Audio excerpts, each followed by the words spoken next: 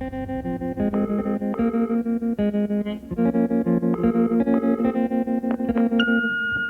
buddy, well, what can I say? Fucking insane, I'm in shock. Everyone within the industry is fucking shocked as well. They're just like, this has never gone down so quick. I was 5 and he was 6. We rode on horses made of sticks. You are a fucking millionaire. How'd you feel? He would always win the fight. Bang, bang. Shit, show to the moon. Show to the house, the fucking moon. I wouldn't be surprised if we were worth 10 million each by the end of this. Bang, bang. My baby shot me.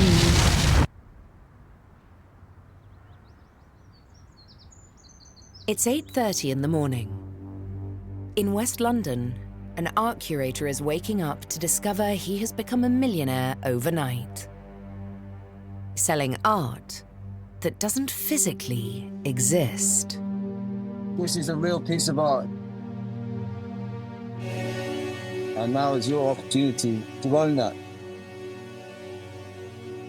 It's part of a revolution in art that promises vast wealth for those in the know. This project looked huge. I could have got a Damien Hirst, one of one. It was gonna make me rich, you know? I decided to pull the trigger and went all in. Let's do this. The whole collection sold out in 5 seconds. One of the fastest selling NFT drops ever. If it's this popular, where could this go? It's made 2 mil on NFT.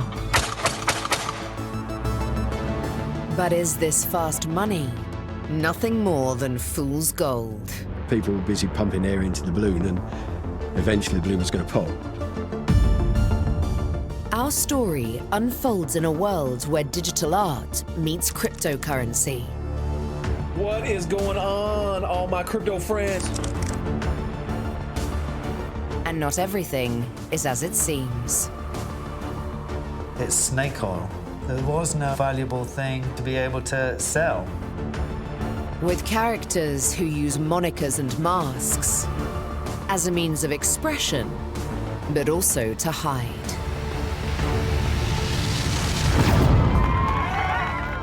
This is a tale of ambition. He insisted he was an artist, but what he made seemed fairly unhinged. He seems to be scared of absolutely nothing. If you want anything done in life, you're going to piss people off. Greed. There was a gold rush, and people's motivations aren't always pure. He saw the pot of gold at the end of the NFT rainbow, and he took it with both hands. We knew that people were going to get hurt, unfortunately. Betrayal. Artists' work was stolen. It's a rip-off at a very fundamental level. I need this pointer. And fortunes made and lost on a new digital frontier. I lost a lot of money.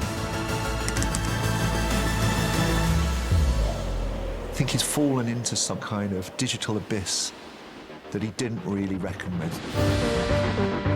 There's millions of pounds unaccounted for. Someone must know where it is. Someone must have it. If you're being completely honest, was this a scam?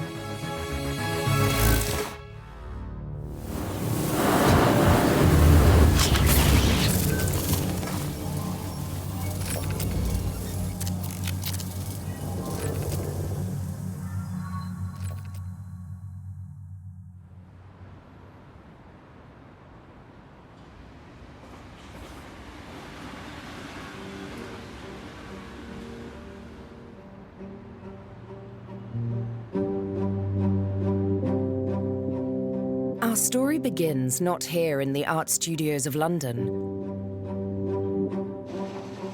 but on the battlefields of Afghanistan, with a man called Bran. I joined the Special Forces Reserves. I was called up to go to Afghanistan, and we came under fire from the Taliban. And I dove for cover in a ditch with this kid next to me, and his AK-47 was covered in pink stickers. And I just had that defining moment. The voice in my head just said, if I get back in one piece, this is something that I'd like to look into doing. Taking something of fear and loathing and turning it into beauty and intrigue. That was my first entry into the art world. And then it snowballed from there. These customized AK-47s become Bran's hallmark. But he thinks he could get more exposure for his concept by engaging higher-profile artists. In 2012, he invites the likes of Anthony Gormley and the Chapman brothers to add their own take on the guns for a charity exhibition. We auctioned off all the AK-47 art pieces. That night, we raised £450,000 for charity. And that was actually when I first met Ben. Unbeknownst to either man, this meeting will start a chain of events that over the next 10 years will lead to some people making millions and others losing everything.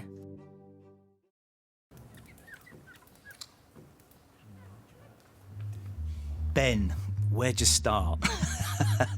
I personally think he's a bit of a maverick. Action. Hello, good evening. My name is Ben Moore.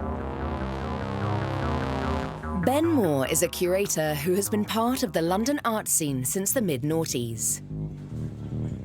At this point, he's best known for putting artists' work on the London Underground through his company, Art Below. In 2008, Ben encounters the British designer of an iconic piece of movie history. Did you create the actual... Yeah. You designed him as well? Yeah. The helmet of the Imperial Stormtrooper from Star Wars. Having acquired 2 Stormtrooper outfits, Ben begins a new artistic journey. I think Ben's talent is taking things that people know and are very aware of, but approaching it from a different perspective.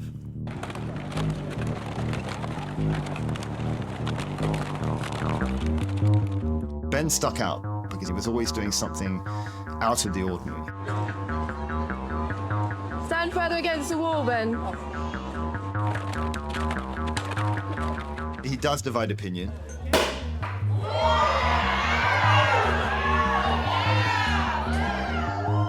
It can either be 5th grade idea or it's art.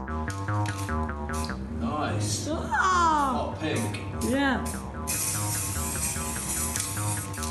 Ben created this idea of a pink stormtrooper, taking the Star Wars suit and painting it pink. And we went around London taking photos.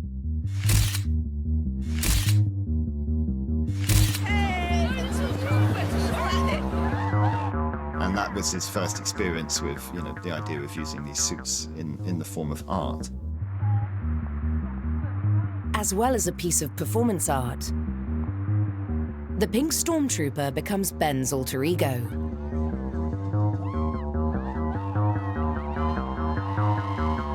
Self-promotion is a trait of Ben's. So if there's one thing worse than being talked about, it's not being talked about.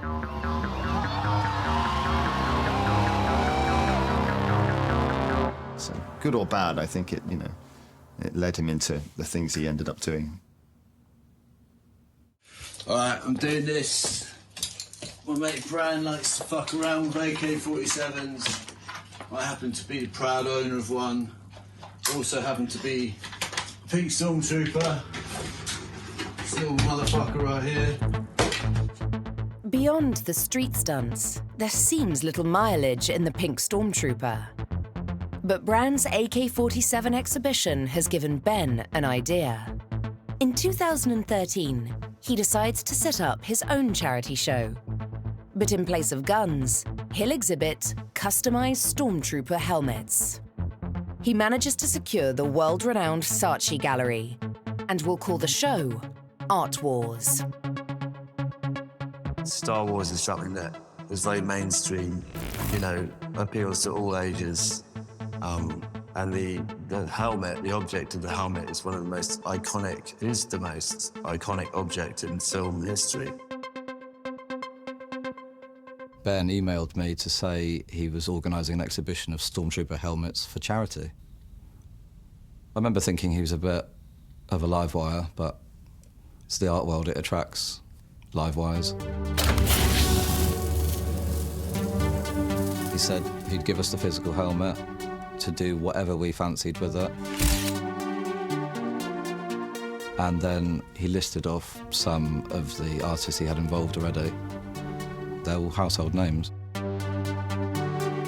I think if you're an artist and you command a certain amount of money for your work, that primes you for a certain sense of kind of internal guilt about being an artist and making ridiculous amounts of money for things which don't seem to kind of correlate. So we agreed to do it just on the basis of it being a charity rather than anything that Ben Moore said or any kind of curatorial sort of conversation. He gave us a blank and said, you know, do what you want with it. Ben is Ben. Basically, he's a chancer, you know, but then in what he's trying to do, you have to be a bit of a chancer because, you know, you have to make things happen and you have to sort of G people into it.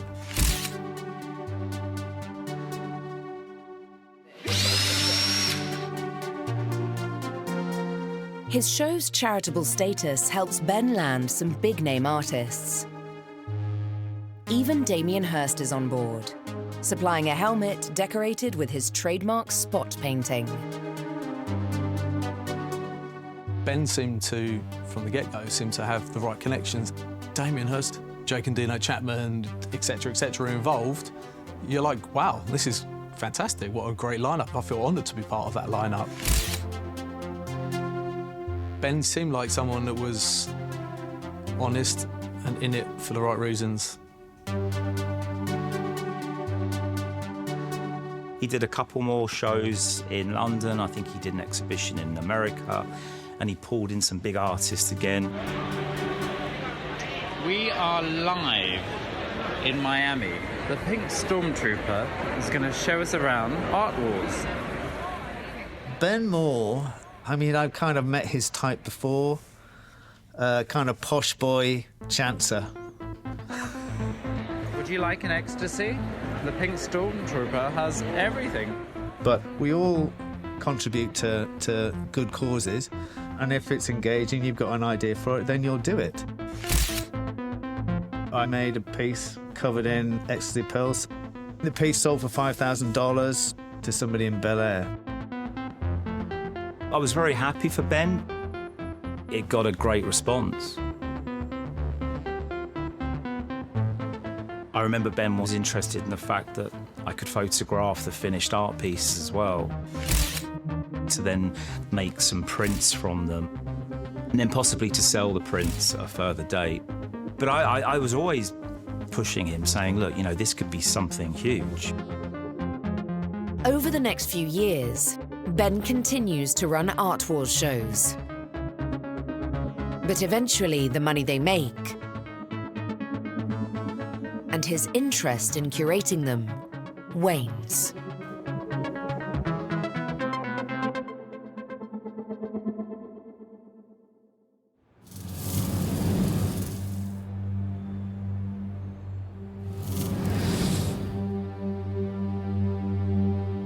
But just as the helmets seem destined to be forgotten,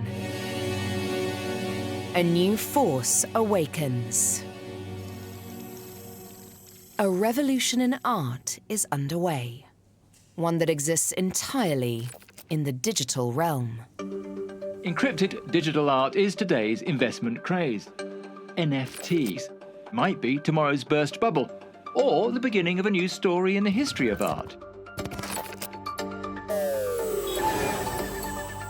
An NFT, or non-fungible token, is a kind of digital watermark.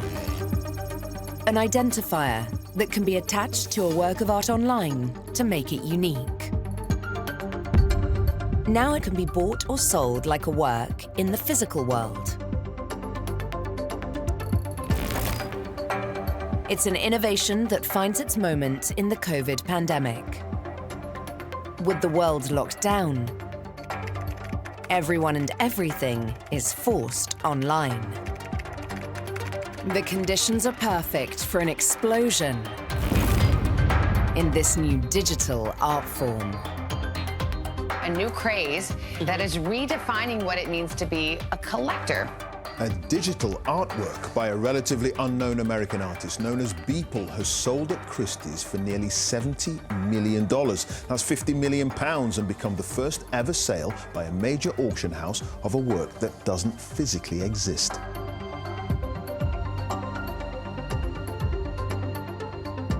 Suddenly had this mass of people spending lots of money on these digital works. It was completely crazy. Suddenly, the world had exploded. There were thousands of people doing it, tens of thousands. Taking advantage of this NFT boom are a new generation of investors like the crypto entrepreneur who calls himself Silly Tuna. People liken the NFT bubble to the tulip bubble back in the 17th century, where one tulip could be worth up to 6 times someone's salary. You can look in hindsight and go, this is crazy. At the time, people didn't know when it would stop, so they kept trading tulips. This is what I call Bored Ape Mania. If you got in early, then you're sitting on $250,000 to $500,000+ NFTs are traded in cryptocurrency, so their popularity is partly driven by the huge rise in values of cryptocurrencies like Bitcoin and Ethereum. You can see that there's this booming market and valuations becoming crazy. At the height of the bubble, I sold an NFT for $12 million.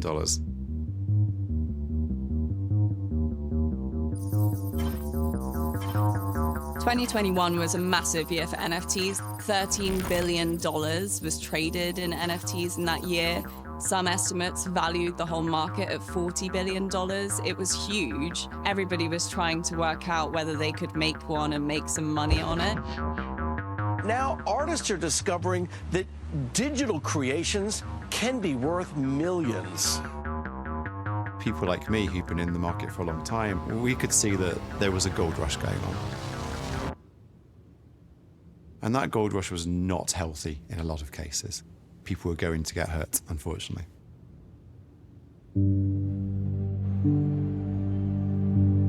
In the autumn of 2021, with the market at an all-time high, investors begin to hear about a special new collection. Its name is Art Wars. And it's an opportunity that seems too good to miss.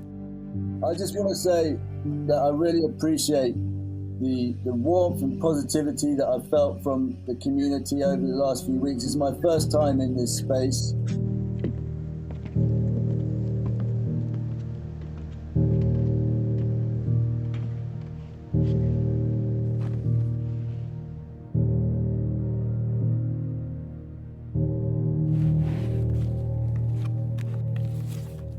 You're forever struggling, doing really good things, and the payoff is that apparently you have a good reputation. But no money. All right, I'm bored of that. I want some money. It was sort of an opportunity that I felt was like cooked up by the gods for me to finally make serious money very quickly. The first voice who convinced me of that was Bran. In the 10 years since they first met, Ben and Bran have remained in touch. We were always connected through collaborations. At the time, NFTs were just going crazy and everyone was bringing out anything and everything.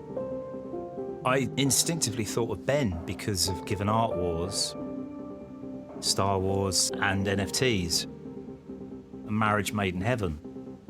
I was like, Ben, you kind of need to get on this now because you've only got so many months before it's going to kind of fall off a bit. Bran knew all about it. He'd made 80 grand in the previous month.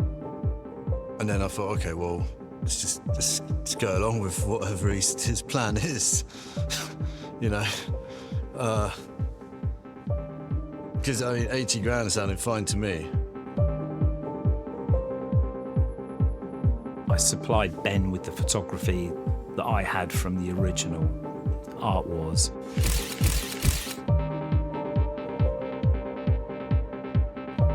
He was like my sort of spirit guide into the next chapter of what happened.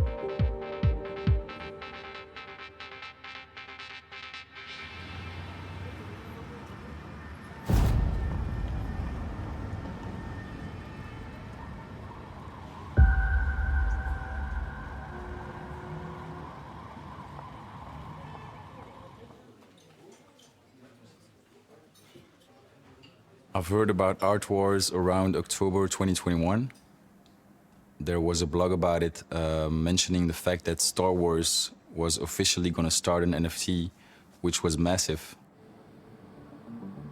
I searched Ben more. That's how I found out that he had an art gallery with the helmets. And when I saw the pictures of the exhibition, I was just like, damn, this looks good. Art Wars is a body of work, 10 years in the making. I called upon all the best artists that I knew in the world and asked them to take the normal white Stormtrooper helmet and put their iconic mark onto it. And we're digitalizing it. So with these Art Wars, it is actually Stormtrooper helmets from Star Wars. Art Wars appears to be a unique offering. Unlike any NFT that's come before, it promises a connection to a global movie franchise with work by some of the world's leading artists. There is some big names as well involved, including someone like Damien Hirst. Definitely think that is cool. It's a combination designed to be irresistible. Anything he's involved definitely is going to be nice to pick up. The fact that it was Star Wars, Damien Hirst, all these big names, NFTs were peaking also at that time, 2021. So it was just perfect, you know? Art Wars. What's the deal with this project? These are like pretty sick looking. The floor price is nearly 2 ETH. They're pretty cool. It's where all the action's at. I can't believe I'm so late to it. I'm pissed off. The sale is gaining serious traction online, enticing NFT collectors like Joey Strachan. When you hear names like Damien Hirst and Nish Kapoor, really big names in the art world, you automatically think that's going to be worth a shitload of money. And street artist Gasman Butano. I thought, of all the NFTs I've seen, this one looks special. This is the one I'll dip my toe in the water with. Art Wars had all the ingredients to be a unique investment. I was going to own a piece of Star Wars history. I did think this could be it.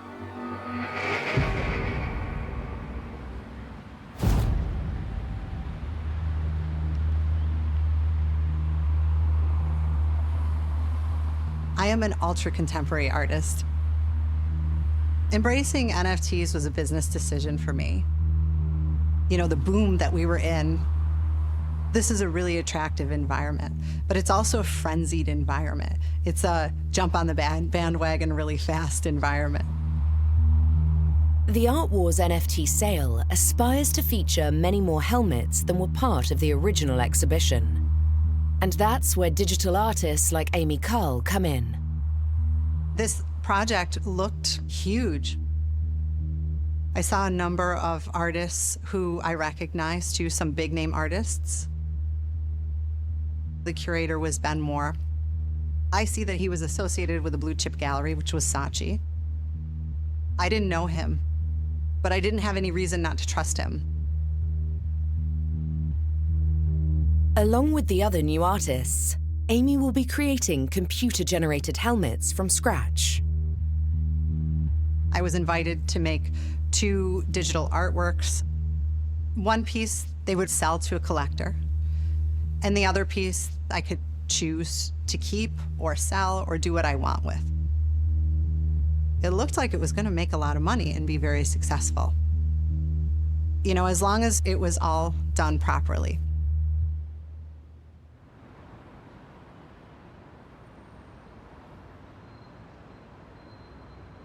In the NFT world, you definitely felt like you were at the beginning of a wave of something new and exciting.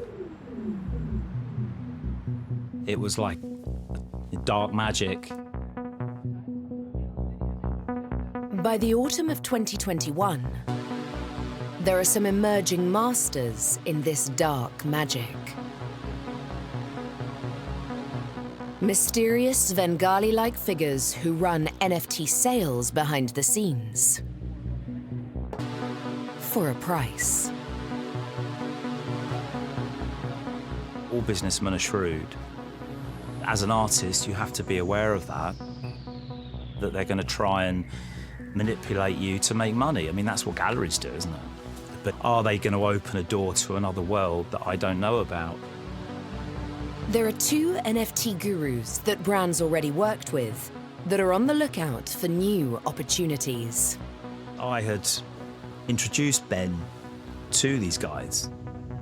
They were well rehearsed within that world. These two men will operate out of sight and will only be known by their crypto handles. I met Crypto Cowboy in the pub. And then I went on a Zoom call with NFT Master. He spoke to me from his quite vast-looking, impressive house in Thailand. And my first impression was, yeah, this is a guy who knows what he's doing, you know.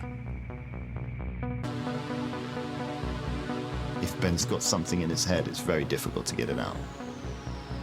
But he doesn't take advice very easily.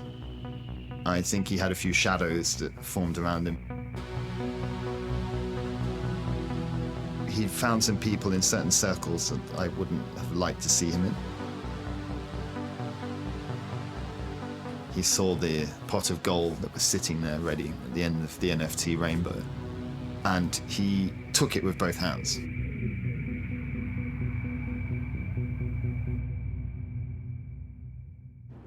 You imagine that all the governmental banking systems that run our societies are kind of similar to the Death Star, and that this NFT, this cryptocurrency, is almost like a rebel alliance.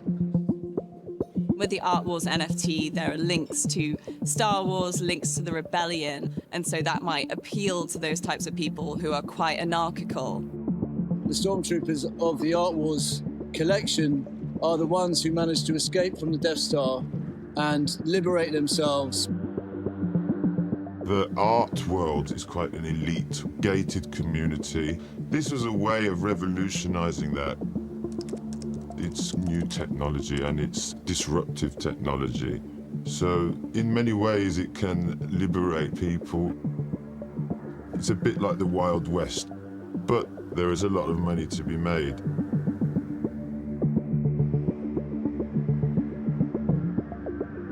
The sale is launching into a completely unregulated market. There's potentially a lot to gain, but everything to lose. I've been a bartender / waiter for most of my life. It was a pretty big deal for me, so I was really aware of the money I was putting in it. Of course, NFTs can be a gamble, but seeing the hype around the project, I was pretty convinced that it would be a safe investment.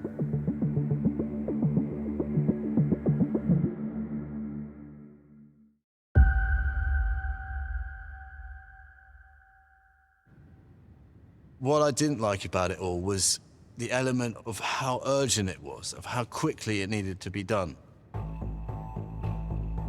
But the team was saying it needs to be done now because it's at its peak. Like a piece of fruit just ready and ripe to pick off the tree. And it's about to start dropping down, so we have to get it now.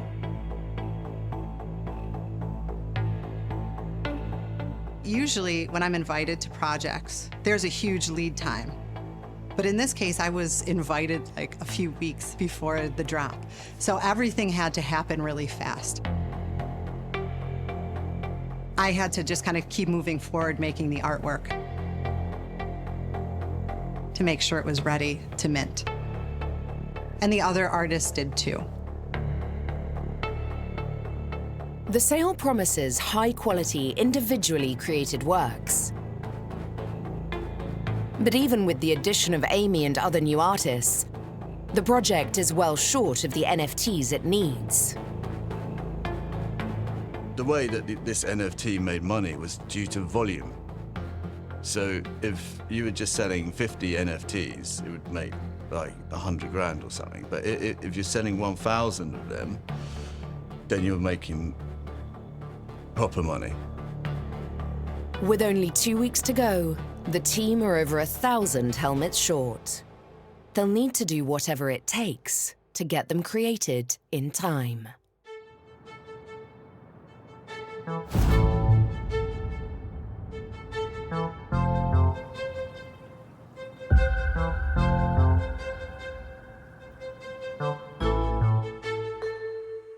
Mate, this group is ordered 1,138 images.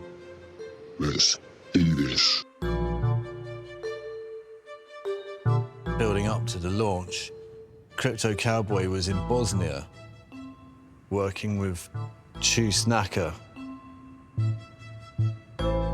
making sure that the bulk of all the helmets that were computer generated were made.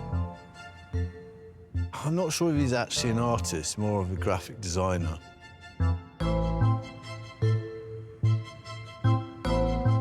At the time, I wasn't aware that there was just one guy making so many helmets, and quite how badly done a lot of the computer-generated helmets were. Oh, it's fucking done, mate. 17 days, 16 to 18 hours a day. I have just completed it. Damn.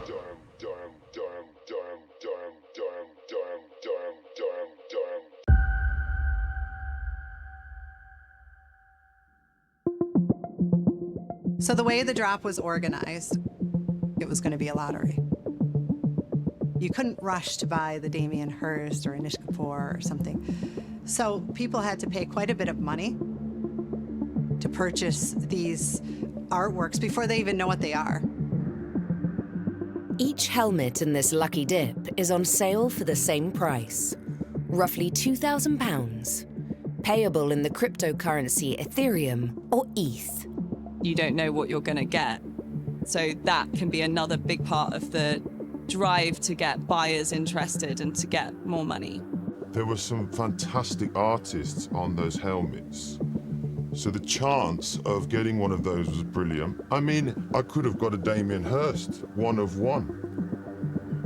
I think there were like some legit artists that had actually done this. This is a pretty big project. A few days before the drop, we started hearing some of the hype and thought, oh, this is getting some significant attention from people who are in the industry, from people who know. What is going on, all my crypto friends? I might just go try and FOMO into one of these after the show, guys. When I look at this stuff that's on the screen right now, it looks like really, really good 3D art.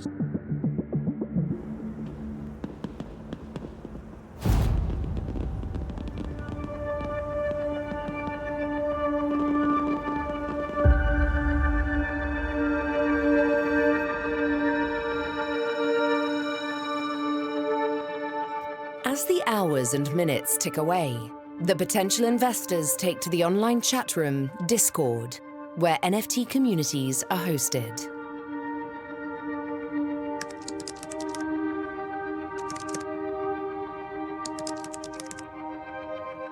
Being in the Discord, I was excited because at the time I was just convinced this was gonna blow up so much that it was gonna make me rich, you know? I was on Discord talking to people, getting hyped up about it. There was a lot of FOMO, so a lot of fear of missing out. The general feeling of everybody in the Discord was happiness. They were just happy they were part of it. I can't wait for this. I'm gonna get the Damien Hirst. I'm gonna do this. I'm gonna get that. It's gonna be worth this much. The expectations were really high. It just gets crazy and people start getting the wildest ideas. The hype's getting up.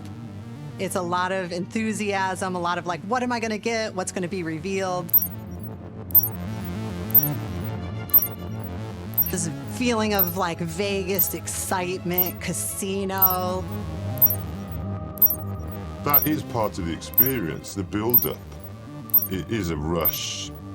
It's kind of like Christmas.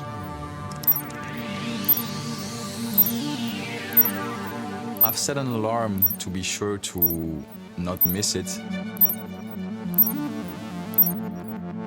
It just goes super, super quick. I went out to the shops and I come back and I remember running back upstairs thinking, oh shit, it might be on. Running upstairs, looked at it, it still hadn't happened yet. And then probably smoked about like 20 cigarettes, just watching the screen. Looking at the clock every 5 minutes, like, when's it gonna happen, when's it gonna happen? I got ready, I got prepared because I thought there would be a fastest finger battle.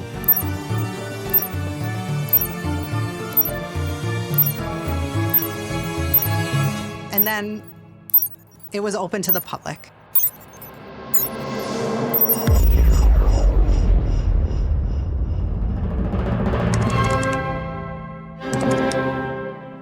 I bought one.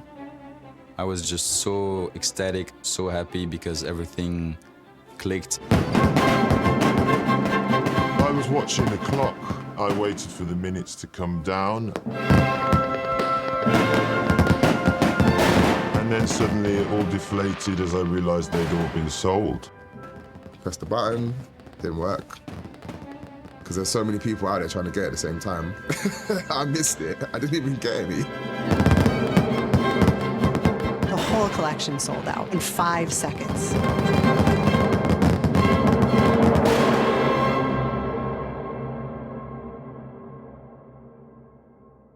When it actually in front of my eyes, I could see that it had actually made that money, and I was told it was confirmed, and I knew it had happened.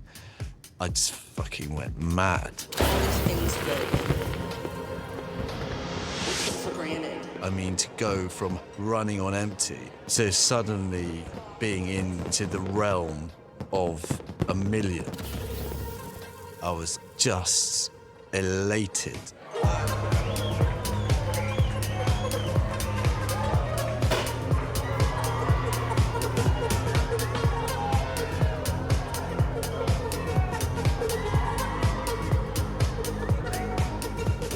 Finally, I'd made it. We've just made like stupid amounts of money. It was just pure, unlimited ecstasy. Yeah. Just made about 2 mil on NFT. Yeah, that's how we roll. 2 mil on the NFT, that's what I'm saying. Marvelous.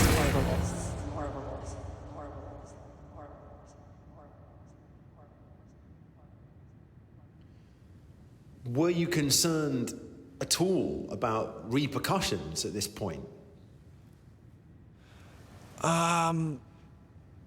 No.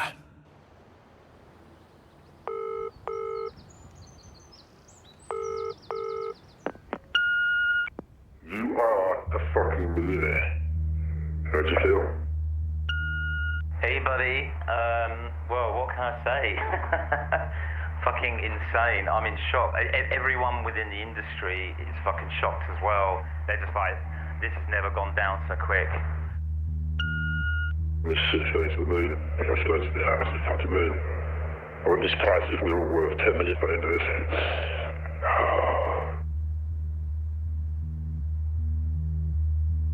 After the day of selling the NFTs, he was elated, very happy. He, nothing could touch him. He was on cloud 9. But clouds can be dark as well as light. I think storm clouds were coming.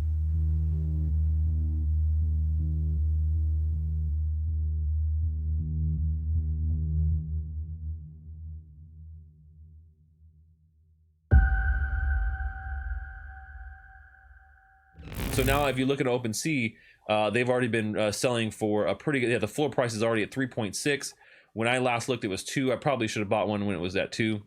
The important thing with NFTs at the time was it was all about the after sale. It was all about people trading the NFTs. And I think that's when the large amount of money was going to kick in. The early people to buy it for a lower rate, and then they could resell it and sometimes flip it really fast and make good money on it. With the after-sale trading underway, those that missed out get another chance to buy. The FOMO creeps in and you start thinking, oh, I want this, but the price is going up. So the next day, I decided to pull the trigger and went all in. Probably about £6,000. I bought one, and then I bought 3 more on the aftermarket. So now if you look at OpenSea, they've already been selling for a pretty good price. I probably should have bought one when it was at 2.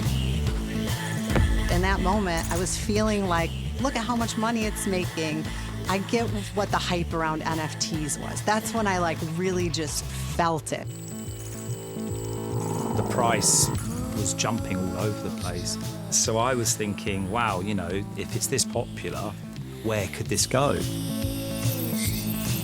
Within the first few days, hundreds of trades are made, with Ben and his team getting a cut of every single one.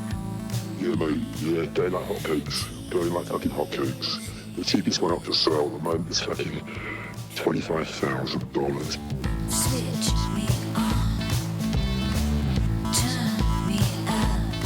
Every now and again, I get a message saying, we just made another 200 grand in royalties. That was constantly coming into the wallet all the time. It was just like winning the jackpot in all the money in the casino. I remember running around in my kitchen, looking at my phone, and I kept refreshing the screen, seeing what the sales were like. And they were just going up and up and up. It felt like the drama of Vegas. It was way more money than what was expected. I've never even handled anything close to that kind of money before. He got a car, he got a Bentley with personalised number plate, I think.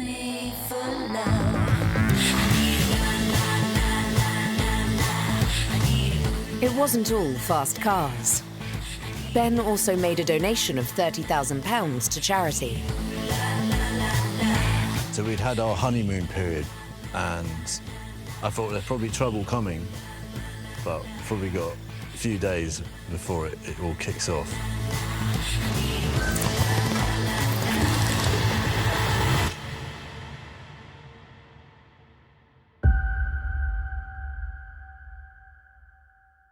The next thing that happened was that we got wind that Damien Hirst pulled out of the project.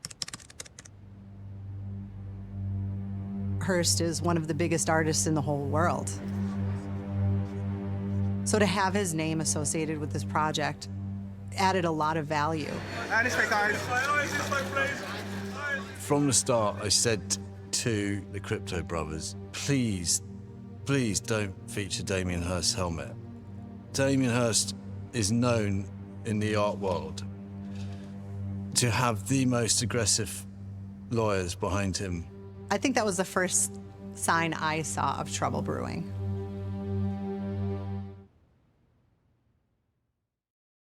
Some of these pieces were appallingly bad. This was a huge sign something was going wrong. He didn't ask any of their permission. He just did it. This was my work that was being sold. Ben, these people have put a lot of faith in you and a lot of money. They just want to know what's going on behind closed doors. He was there to rip us off. It's a digital crime. Yeah, or not drunk. Just thought he's a man unraveling, is what I actually thought. We were in big trouble. It's a scam, and people don't want to be involved with scammers. I need this monitor.